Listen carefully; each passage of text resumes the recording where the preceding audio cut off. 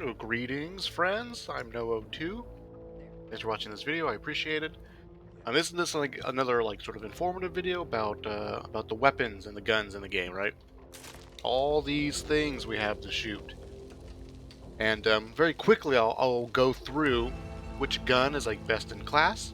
Which I'm sure there's plenty of videos out there like that. But before I get to that point, because when you can talk about the guns in a very general sense and sort of like in a vacuum. This gun's better than this gun because it does more DPS, and this gun's better because you can run faster with it and things like that. But really, in a match when you're playing with strangers, it's not so black and white. You want to take into account like what weapons your teammates are using, and is anyone even running a sniper rifle? Do we need a sniper rifle?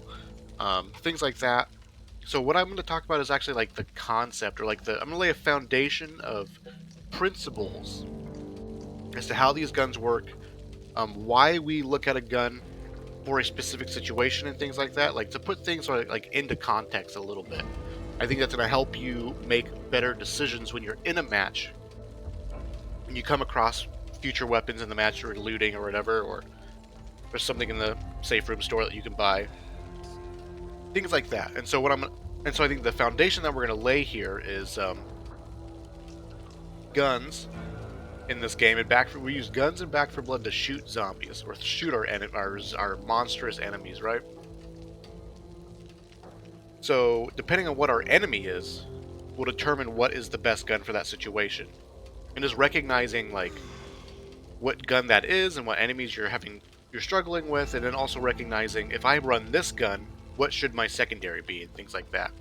So the foundation is going to be what types of enemies that we encounter, and there's three types of enemies in Back 4 Blood. The two are obvious: mutations.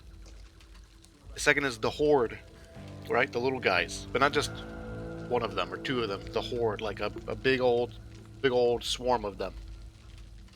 But the third enemy, though, the third enemy is what I like to call idle zombies, or the spawn-ins.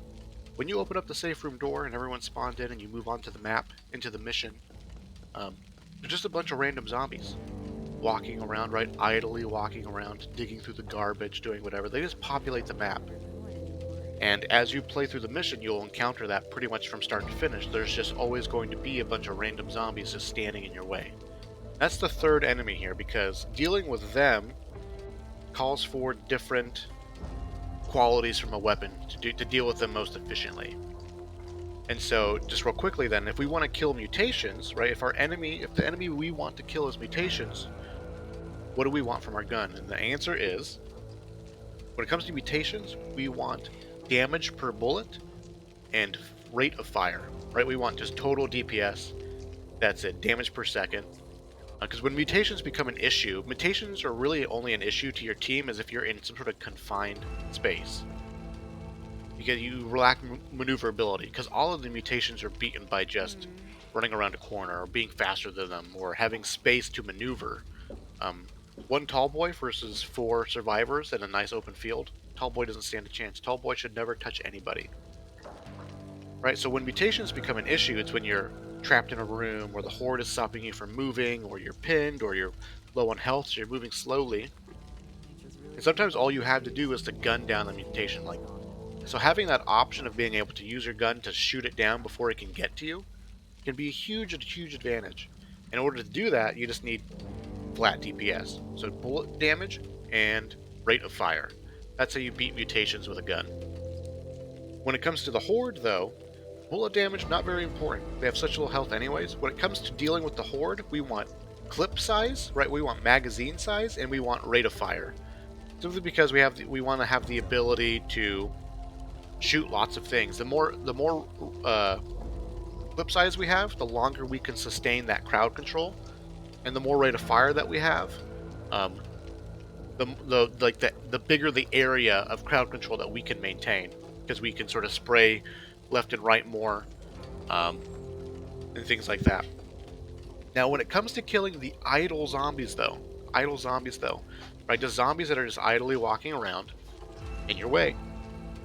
And the game will sort of respawn these things. If you move into space, kill a bunch of zombies, and then you leave because something happens, and you like go back to a defendable position, and then you come back to an area that you had cleared, a lot of times the game director will respawn some of those zombies you killed.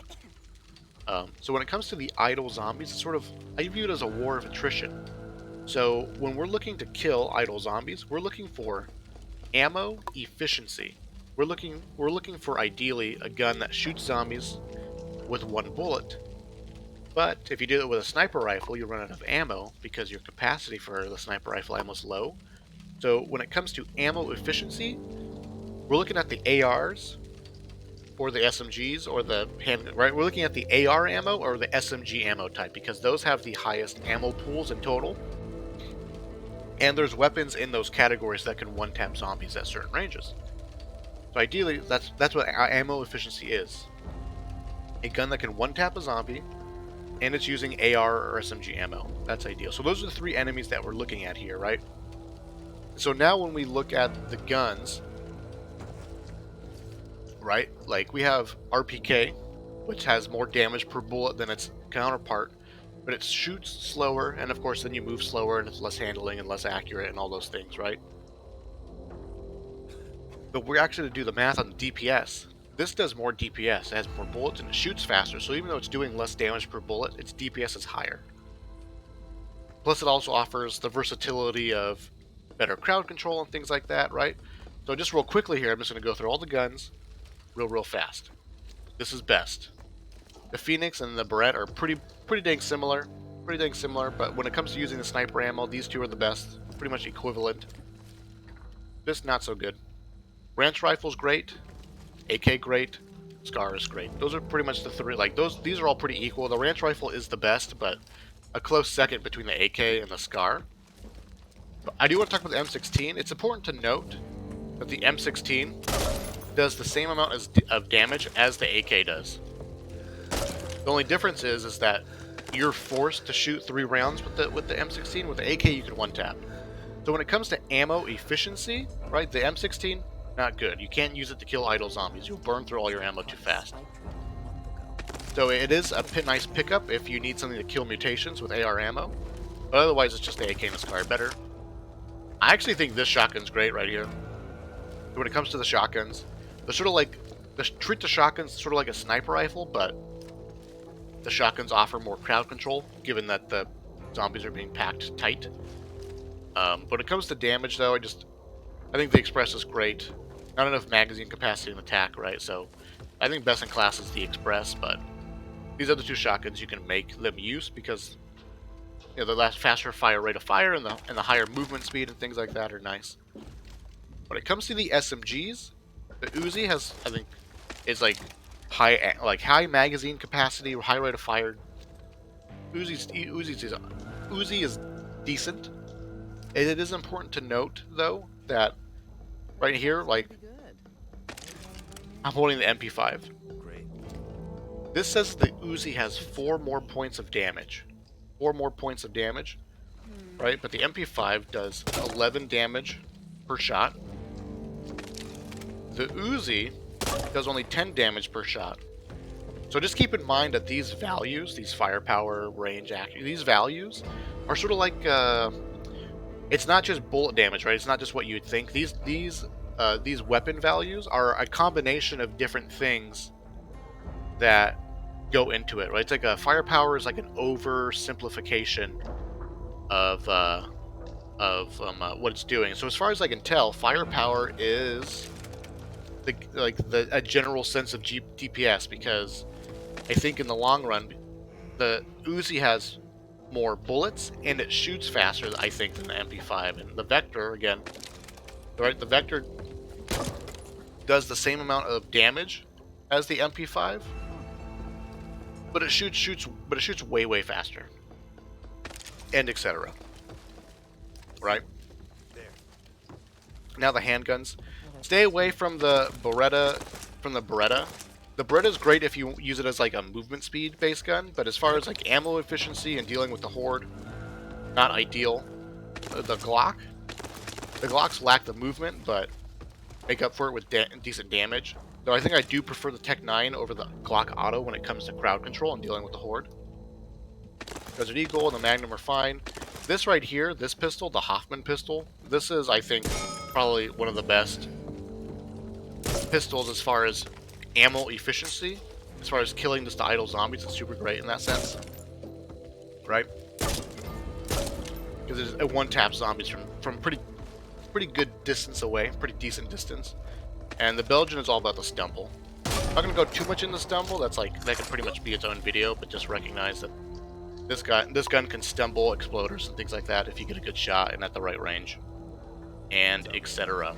Right? So just in a very general sense, right, the way we break it down here is very clearly, like, if we want damage per bullet and to kill mutations, then obviously the sniper rifles are going to be best, and etc. And you can sort of break the guns down in that scenario.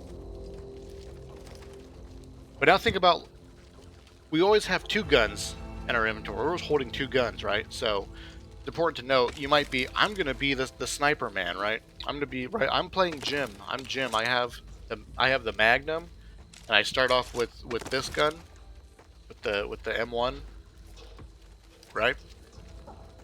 Recognize simply by looking at our guns alone, with our M1A and our Magnum, we can easily identify that if when it comes to killing the horde, we're going to struggle. Killing mutations, we got this gun to deal with it. When it comes to killing idle zombies, we got the Magnum, which is decent for headshots and things like that, right? But when if a horde event comes, we have 18 bullets between our two guns, right? We have guns that don't shoot very fast. Guns with small magazine capacities, right? So just inherently, we can look at this kit as far as weapons go, and can just understand that you're going to be weak in this particular circumstance. So if you're going to be running a sniper rifle, then ideally you're going to be looking for like a Tech 9 or a Glock Auto, so that you have more diversity in your gun setup, right? That's what I wanted to talk about as far as like not looking at the guns in a vacuum. Because even if I was running the Phoenix, right? I'm running the Phoenix, I'm the sniper man, and I come across the Beretta, right? And you might look at the Beretta and compare it to the Magnum, and you go, well, the Magnum does more damage, and I'm going to be the damage dealer, so...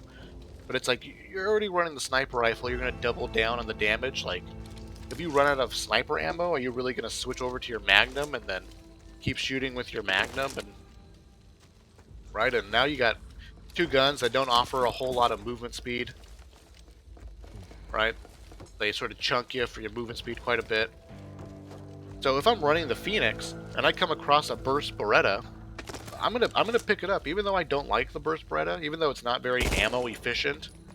It is gonna give me more crowd control and more mobility than pretty much all the other sidearms, right?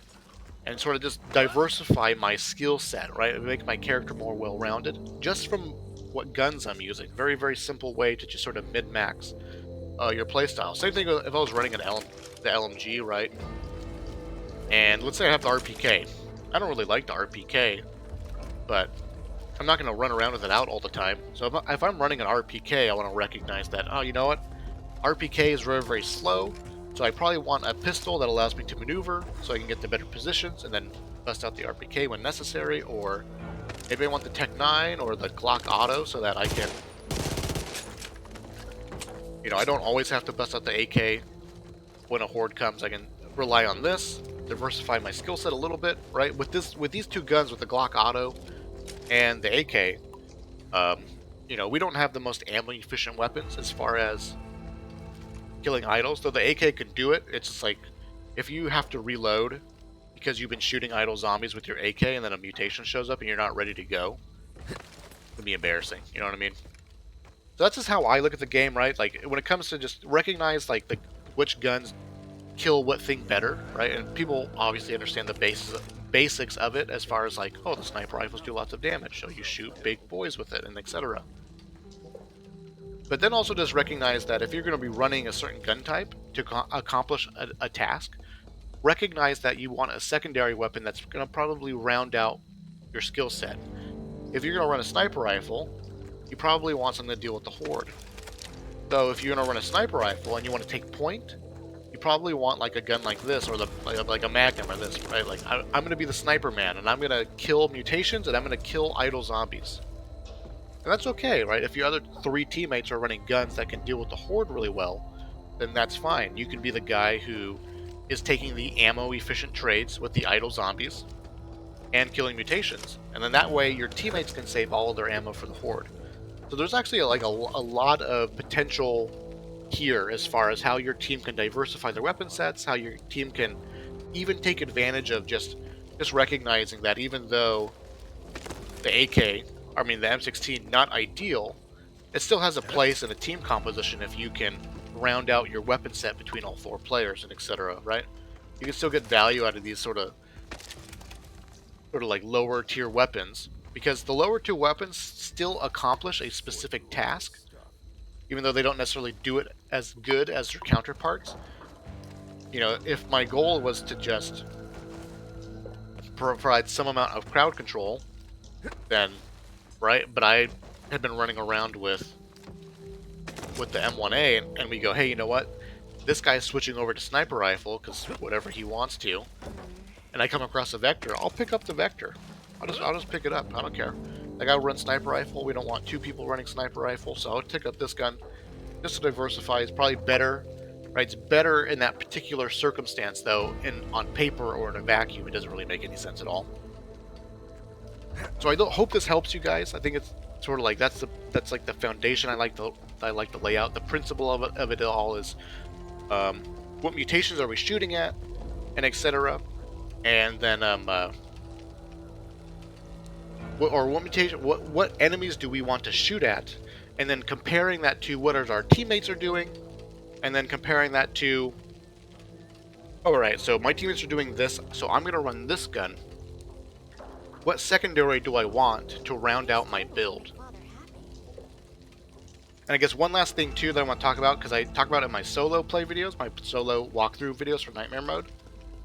When I'm doing solo play, I don't have the reliability of communicating with teammates a lot of the time. The teammates are usually pretty silent, and I don't want to be team captain all the time. I don't want to take that role and annoy people necessarily, right? When it comes to me playing in a solo, I would recommend running a gun, a primary weapon that allows you to kill mutations decently, right? So a ranch rifle's fine, AK, M16, the Scar, those are all fine guns. The Phoenix, all the sniper rifles or whatever, those are good too. Hell, even like the RPK becomes okay. Alright, so I like to run a primary weapon in solo queue that has the ability to kill mutations, particularly stalkers, hunters, things like that, spitters. But then a secondary weapon like the Beretta or the Tech 9 that offer me maximum movement speed. Because then in solo queue we have the ability to kill big things if we need to. But then if we need to speed clutch or get the hell out of dodge, we have the ability to do so as well. So I like to diversify my kit in that sense, where I imagine myself, if all 3 of my teammates are dead, and I need to save a grenade, but I need to kill this tall boy, I want a gun that has the ability to do so. But if I need to get the hell out of dodge or make a run for the safe room, I want a gun that allows me to do that as well. So those are like 2 additional concepts that I've sort of taken into account here.